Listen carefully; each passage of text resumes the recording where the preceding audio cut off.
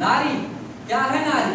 क्या मानव का अभिमान नारी, या हम सबका सम्मान नारी, या जग का पालन करने वाली भारत का गुणगान नारी? क्या है नारी? आइए देखते हैं। मैंने भी अपनी शादी के सपने सजाए, पर देखो मेरी शादी तो एक हैवान से करा दी गई है। बहुत मारता है मुझे, कभी दारू पीकर तो कभी गुस्सा ही आ गया हो तो। खाने में नमक डालना क्या भूल गई, देखो चिमटे से हाथ भी हिलाता है वो। ओए, पैसे निकाल। क्यों? ज्यादा जुबान न चलाया कर, जितना बोलूं उतना कर। मेरे पास पैसे नहीं है। ऐसे कैसे नहीं है? तिजोरी में तो होंगे। तिजोरी के सारे पैसे तो तुमने पहले ही खर्च कर दिए। ये सोने का मंगलसूत्र तो है, ये दे दे। नहीं ये मेरा, ये मैं तुम्हें नहीं ओए दूंगी। तू हट। नहीं। तुझे किसी ने ये नहीं बताया? तू मेरे पैरों की धूल है, पति परमेश्वर होता है।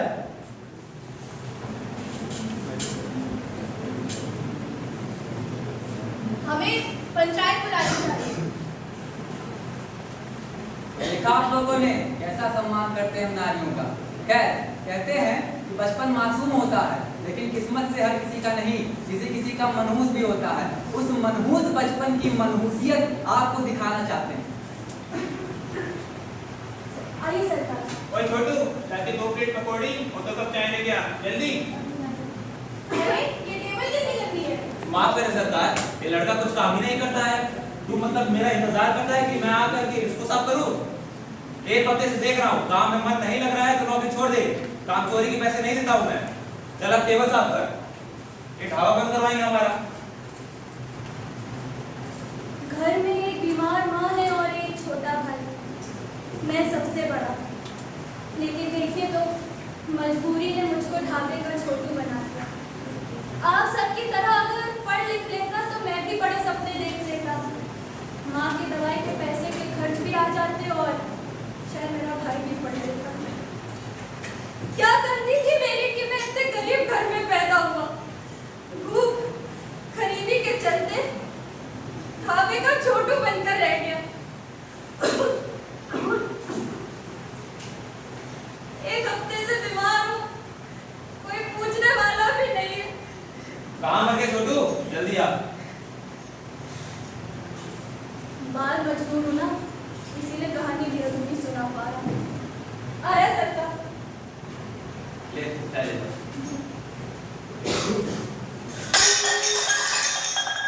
अरे नालायक, सुबह सुबह नुकसान कर दिया, अब इसके पैसे कौन देगा? भाई जब से आए हैं इनकी नौटंकी खत्म नहीं हो रही है। चलो भाई आज मत नहीं खराब।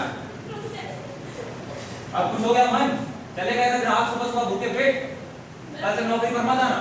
घर में पैसे नहीं है बाबूजी, बहुत कमजोरी लगने माफ कर दीजिए। पैसे नहीं है तो जाकर जहर खा के मर जा, वैसे भी तो किसी काम का नहीं है। क्या हुआ छोटू? चलो हम सरपंच के पास चलते हैं। सुनो सुनो सुनो, सरपंच जी के आदेश से गांव में पंचायत बुलाई गई है। आप सभी लोगों का आना अनिवार्य है। हम सरपंच हैं और हमारे गांव में ये ठीक नहीं। तुम लोगों के मसले बहुत ही गंभीर हैं, हम अकेले कैसे सुलझा पाएंगे? इसके लिए चाहिए होगी कानून की सहायता, तभी हम सबको समान हक दिलवा पाएंगे।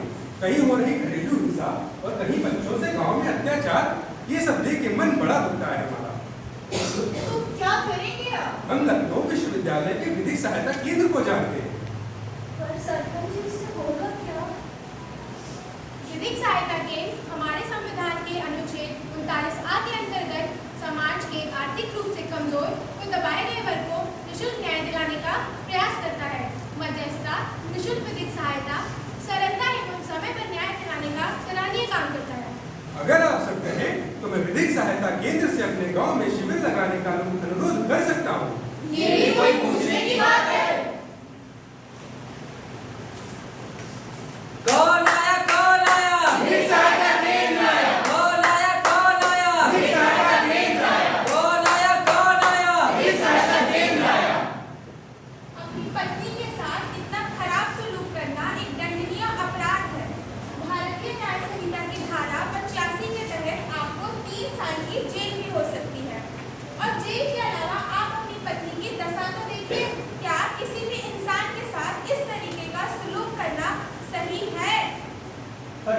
में मुझे गुस्सा आ जाता है। कोई नहीं, हम आपका दाखिला सुधार केंद्र में कराएंगे ताकि आप मानसिक एवं शारीरिक रूप से स्वस्थ हो जाएं। पर ये नहीं रहेंगे तो पैसे कौन कमाएगा? आप घबराइए मत, विधिक सहायता केंद्र आपको आर्थिक सहायता प्रदान करेगा, जिससे आप आत्मनिर्भर बन पाए और अपनी जरूरतों का खुद ख्याल रख पाए। संविधान कहता है 6 से 14 साल की उम्र के बच्चों से मजदूरी एवं बिगाड़ी का काम नहीं कराया जा सकता है। अनुच्छेद 21 और कहता है 6 से 14 साल की उम्र के बच्चों को मुफ्त में शिक्षा प्रदान की जाएगी। लेकिन घर में एक बीमार माँ है, उनके बच्चे। घबराओ मत बेटे, हम तुम्हारी माँ का सरकारी अस्पताल में इलाज करवाएंगे। सरकार की योजनाओं में गरीब परिवारों के लिए मुफ्त में इलाज के प्रावधान है। तो देखा आप लोगों ने विधिक सहायता केंद्र किस प्रकार लोगों की सहायता के लिए सदैव जी जान से तत्पर रहता है। इसीलिए हम कहते हैं कि हम महिलाओं और बच्चों के शोषण पर रोक लगाते हैं। हम रिश्तों को सुलझाकर हर घर को घर बनाते हैं। हम हैं तो भारत के बच्चे विद्यालय पढ़ने जाते हैं। हम विधिक सहायता करते हैं, ज्ञान बताते हैं। यही तो सुंदरता है न्याय की। विधिक सहायता केंद्र की आपके हमारे योगदान भारत के संविधान की जय हिंद, जय भारत, भारत माता के